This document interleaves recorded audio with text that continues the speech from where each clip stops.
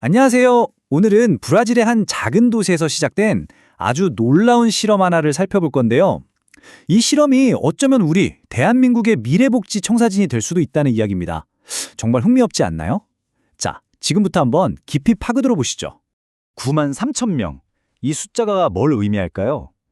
이게 바로 브라질의 마리카라는 작은 도시에서 매달, 정말 매달 기본소득을 받고 있는 사람들의 수입니다. 놀라운 건 이게 도시 인구의 거의 절반에 달한다는 거예요. 아니, 대체 어떻게 이런 일이 가능할 수 있을까요?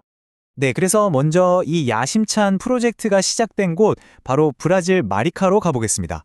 여기서 도대체 어떻게 이 모든 게 시작됐는지 그 이야기를 자세히 들여다보죠.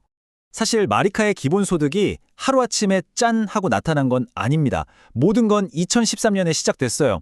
처음에는 저소득 가구를 위한 아주 작은 지원 정책이었죠. 그런데 그게 10년이 넘는 시간 동안 꾸준히, 정말 꾸준히 대상을 넓히고 제도를 다듬으면서 마침내 2024년에는 전 시민을 아우르는 이런 대규모 시스템으로 진화한 겁니다. 아주 점진적이고 또 신중한 접근법이었던 거죠. 자, 그렇다면 마리카의 실험이 어떻게 이렇게 성공할 수 있었을까요? 그 비결이 궁금하시죠? 답은 딱 두 가지, 아주 핵심적이고 혁신적인 요소에 있습니다. 첫 번째 비밀은 바로 석유입니다.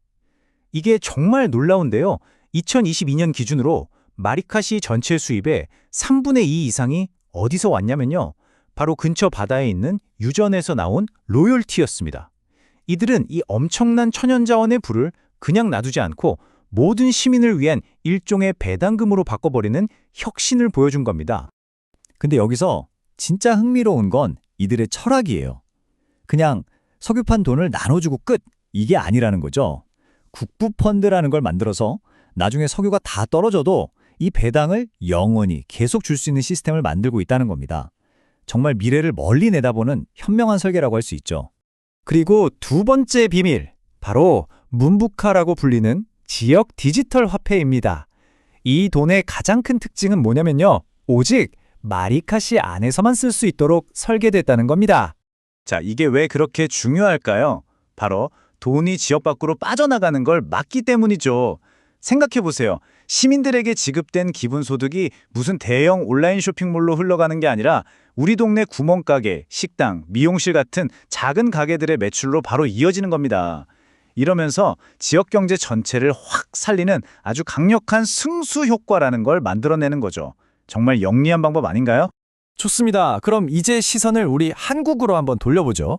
마리카의 이 성공 모델, 과연 대한민국에도 적용해 볼 수 있을까요? 물론 상황은 많이 다릅니다. 마리카는 석유라는 엄청난 기회가 있었지만 한국은 지금 어떻죠? 급격한 고령화, 세계 최저 수준의 저출산, 그리고 심각한 불평등이라는 거대한 위기에 직면해 있습니다.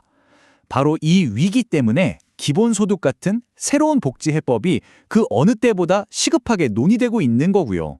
그럼 여기서 가장 근본적인 질문이 나오죠. 한국에는 마리카처럼 막대한 석유가 없는데 그럼 우리는 도대체 무엇을 공유 자원으로 삼을 수 있을까요? 바로 이 지점에서 한국형 기본소득 제안의 아주 핵심적인 아이디어가 등장합니다.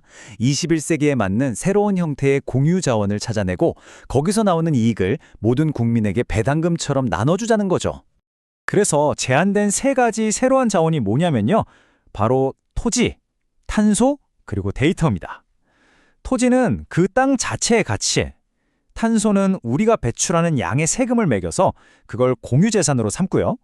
그리고 데이터는 우리 모두가 매일같이 만들어내는 가치잖아요. 바로 이것들이 현대 경제의 새로운 석유가 될 수 있다는 겁니다.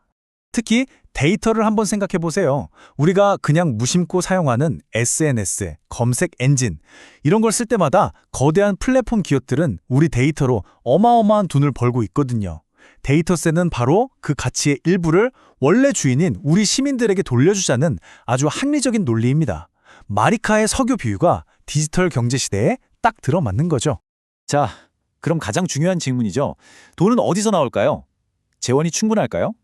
이 추정치를 보시면요. 규모가 정말 어마어마합니다. 제한된 국토보유세나 탄소세, 그리고 기존 예산을 좀 더 효율적으로 조정하는 것만으로도 확보할 수 있는 돈이 연간 최대 170조 원이 넘는다고 해요. 그러니까 이게 그냥 꿈 같은 소리가 아니라 잘만 설계하면 재정적으로도 충분히 실현 가능한 목표가 될 수 있다는 걸 보여주는 거죠. 물론 이렇게 큰 변화를 하루아침에 갑자기 도입할 수는 없겠죠. 그래서 사회적인 충격을 최소화하기 위해서 아주 점진적인 3단계 실행 계획이 함께 제안되고 있습니다. 여기서 핵심은 단계적 접근입니다. 1단계에서는 청년이나 농민처럼 사회적 합의를 얻기 쉬운 집단부터 먼저 시작하고요. 2단계에서는 모든 국민에게 소액으로, 예를 들면 한 30만 원 정도로 확대했다가 마지막 3단계에 가서야 모두의 기본 생활을 보장하는 수준의 완전한 기본소득으로 나아가는 겁니다.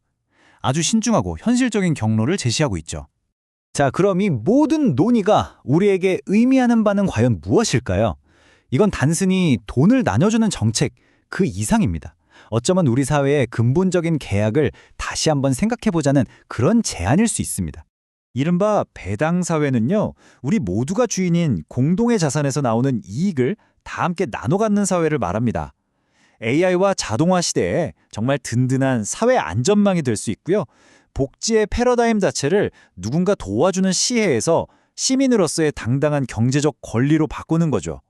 궁극적으로는 빈곤과 불평등을 줄이고 또 지역 경제를 살리는 새로운 사회 계약이 될 수 있다는 겁니다. 브라질의 작은 도시에서 시작된 이 대담한 아이디어. 우리 모두가 가진 공동의 자산을 기반으로 모두의 기본적인 삶을 보장한다는 생각. 어쩌면 이것이 우리가 앞으로 맞이하게 될 복지의 새로운 미래일지도 모릅니다. 여러분은 어떻게 생각하시나요?